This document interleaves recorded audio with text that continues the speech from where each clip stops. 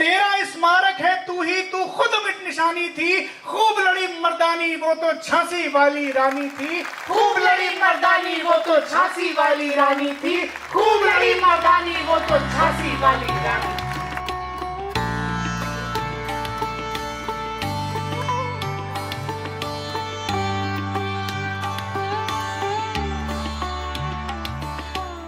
कभी भूले से भी अब याद भी आती नहीं जिनकी, कभी भूले से भी अब याद भी आती नहीं जिनकी, वही किस्से ज़माने को सुनाना चाहते हैं हम। तो ये किस्सा गोई अब तो बहुत साल हो गए करते हुए, लेकिन एक ख्वाहिश हमेशा से रही कि जो मेरा अपना शहर है, मेरा महबूब शहर, मेरा घर लखनऊ, उस शहर में, उसकी गलियों में, उसके चौराहों पर, उसके नुक्कड़ पर, उस शहर के बीचों बीच, आवाम के बीच में जाकर कहानियां सुनाई जाएं। तो ये जो अभियान है, शक्ति गाथा अभियान, ये किस्सा गोई का बहुत अनूठा अभियान है और इसे आयोजित कर रहे हैं state bank of India, Lucknow police और कॉल 112 जो इमरजेंसी सर्विस है, वो मिलकर मिशन शक्ति अभियान जो चल रहा है उसके अंतर्गत इसे आयोजित कर रहे हैं।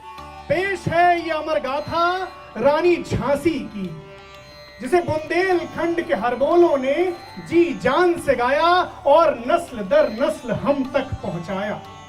तो बारात में दूल्हा, चमन में गुल, फूल में खुशबू, जिस्म में रूह, आंख में नूर, दिल में सुरूर, सीपी में मोती और नाव में लंगर की जो शान होती है, वही शान हिंदुस्तान की शक्ति स्वरूपा स्त्रियों में झांसी की रानी लक्ष्मीबाई की है।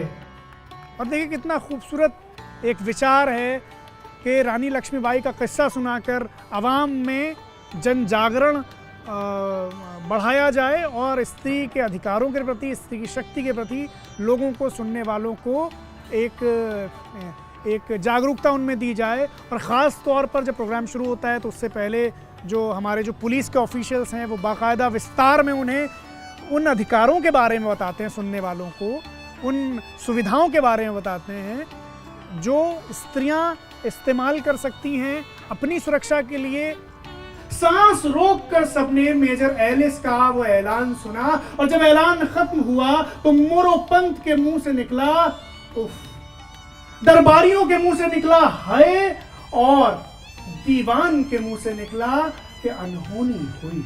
कुछ ऐसे भी थे जिनके मुंह से कुछ ना निकल सका, जो खामोश रह गए, जिन पे सन्नाटा तारी हो गया। और ये सन्नाटा उसी वक्त टूटा जब पर्दे के पीछे से यक बयक बुलंद लहजे में झांसी की रानी के स्वर गूंजे कि मैं अपनी झांसी नहीं दूंगी। अगर आपने कोई भी ऐसा काम किया जो आपकी कंडीशनिंग के हिसाब से नहीं है तो क्या बोला जाएगा, बड़ी झांसी की रानी बन रही हो। सो ये सिंपल आइडिया था जिसको हमने झांसी की रानी को चुना। कोई महिला है घर में, अगर उसने उसको मना किया, सेइंग नो डजंट मीन्स कि आप कुछ गलत करने जा रहे हो। Saying no means you have conviction about your thought, about your idea. और जैसे ही अंग्रेज फौज तोपों की मार के अंदर आई, इन्होंने भीषण गोलाबारी की, ऐसे ऐसे जोर दिखाए कि अंग्रेजी सेना बिछ गई, तोपखाना बर्बाद हुआ और तोपखाने के पीछे की जो फौज थी वो उल्टे पैर भागी। आप रानी के किस्से को सुनिए, आप उसमें पाएंगे कि वो एक 23 साल की लड़की थी जिसने अपने पति को खो दिया, बच्चा भी उसका खुद का नहीं था, उसके पास कोई संसाधन नहीं थे, लेकिन फिर भी वो इतनी बहादुरी से लड़ी और उसने अपनी मानसिक स्थिति को इतना अच्छा रखा कि उसने अंग्रेजी फौज के छक्के छुड़ा। यूरोज ने दूरबीन लगाई और सामने जो मंजर देखा तो घबरा गया, उसे यकीन ही नहीं हुआ कि वो क्या देख रहा है। पास खड़े जनरल स्टुअर्ट से बोला कि ये मैं क्या देख रहा हूँ, औरतें तोप चला रही, जंग के बीच खाना पानी धो रही। जब हम नारी सशक्तिकरण की बात करते हैं तो ना हम बाकी सारी चीज़ों पर बट एक खुद को फिजिकली स्ट्रॉन्ग और इंडिपेंडेंट बनाने की जो पहल है कि हमें सच में किसी और की ज़रूरत ना पड़े, उस तरीके से वो बहुत ज़रूरी है। भारतीय इतिहास की एक अमर घटना हुई। झलकारी नाम की एक महिला सिपाही जो रंग रूप हाव भाव खदोखाल में रानी ही की तरह थी। उसने खुद को रानी ही की तरह सजाया, उसी तरह कपड़े पहने, वैसे ही आभूषण धारण किए और घोड़े पर सवार होकर दुश्मनों पर जो अंदर आ रहे थे उन पर टूट पड़ी और पलक झपकते कई अंग्रेजों को मौत। अभी ये कहानियाँ तो ऐसी हैं कि वो हमेशा लोगों को प्रेरणा देती हैं, चाहे वो केवल ताकत की ही प्रेरणा नहीं देती हैं, लगन की प्रेरणा देती हैं, हिम्मत की प्रेरणा देती हैं, साहस की प्रेरणा देती हैं और इस बात की प्रेरणा देती हैं कि लक्ष्य के प्रति अगर आप समर्पित हैं तो लक्ष्य की प्राप्ति भी होती है। ठीक है, रानी लक्ष्मीबाई शहीद हो गई वहाँ पे, लेकिन उन्होंने अपनी झांसी को हारते हुए नहीं देखा। एक घबराए हुए दुश्मन सिपाही ने जब उससे पूछा कि कौन हो तुम, तो उसने फरमाया कि मैं झांसी की रानी लक्ष्मीबाई। अंग्रेज जब उस बहादुर लड़की को जिंदा पकड़ने में नाकाम रहे तो उन्होंने उसे घेर कर मार डाला। इन कहानियों से ही हमारी हर परंपरा आगे बढ़ती है।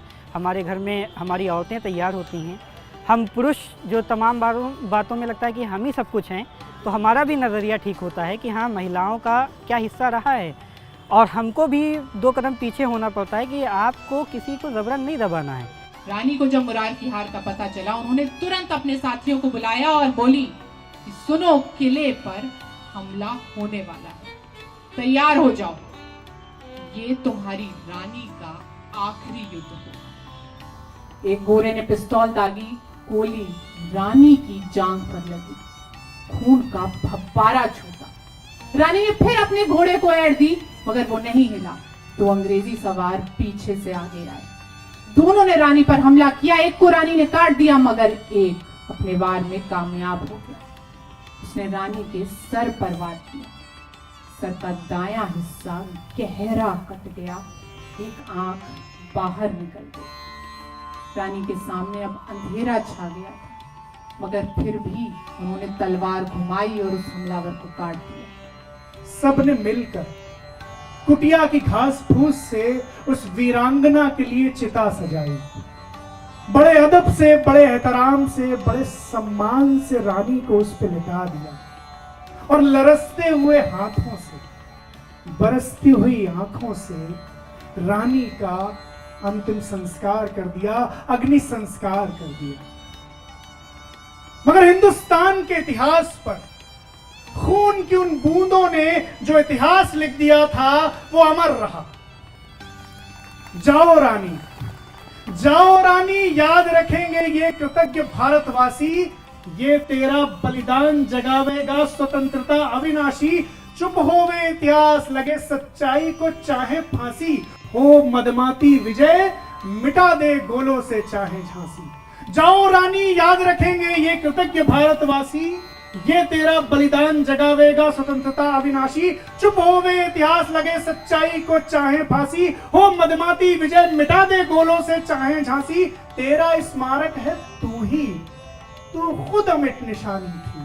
तेरा स्मारक है तू ही, तू खुद अमिट निशानी थी। खूब लड़ी मर्दानी वो तो झांसी वाली रानी थी, खूब लड़ी मर्दानी वो तो झांसी वाली रानी थी, खूब लड़ी मर्दानी वो तो झांसी वाली रानी थी।